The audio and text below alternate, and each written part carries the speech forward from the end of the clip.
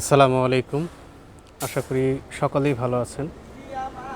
আজকে যে বিষয়টি নিয়ে কথা বলবো সেটি হচ্ছে এলটি কেবল। তো আমার ওটা হচ্ছে ওই বিল্ডিংটা যেটা দেখা যাচ্ছে সেটা হচ্ছে আমার সাবস্টেশন। তো সাবস্টেশন নিয়ে আমরা পরবর্তীতে কথা বলবো, পরবর্তী একটা ভিডিও বানাবো। তো এখানে আমার এলটি কেবল আছে, যেটা হচ্ছে 150 আরএম। তো 150 আরএমের কেবল আমরা মাটি খুঁড়ে নিয়ে যাচ্ছি। এখানে 3 ফিট অর্থাৎ 1 মিটার, 1 মিটার বা 3 ফিট আমরা ধরে থাকি যে মাটির নিচ দিয়ে এলটি কেবলটি যাবে। তো এখানে আমরা আসলে কেন ইট দিয়েছি বা গর্ত কেনই করলাম এ বিষয় নিয়ে আমরা পরবর্তী ভিডিওতে কথা বলবো। আশা করি আপনারা সকলেই আমাদের সাথে থাকবেন। তো এখানে আমরা প্রথমে গর্ত করার পর এখানে আমরা ইট বিছাই নিচে, আপনারা দেখতে পাচ্ছেন। ইট বিছানোর পর তারপর 2 সাইডে আবার ইট দেওয়া হয়।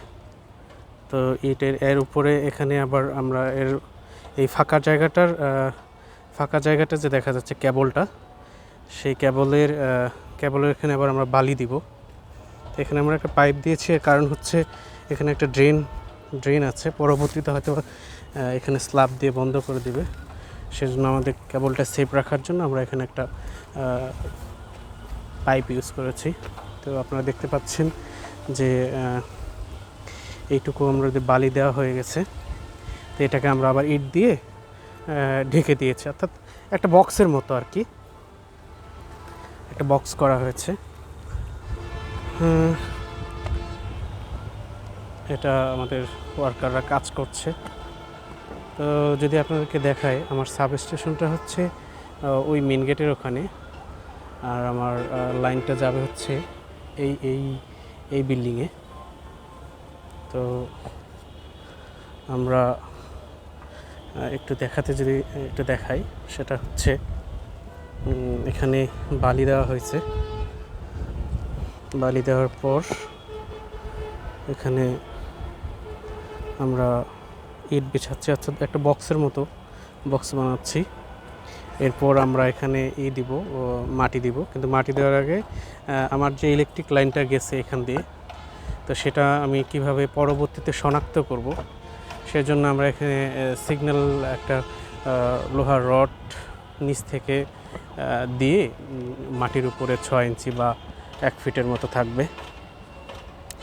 ওখানে লেখা থাকবে, ডেঞ্জার চিহ্ন দেওয়া থাকবে এবং লেখা থাকবে 150 আরএম কেবল এলটি। তো এভাবেই আমরা দিয়ে যাচ্ছি, সুন্দর করে বক্স বানাচ্ছে। আমরা যদি আরেকটু দেখাই,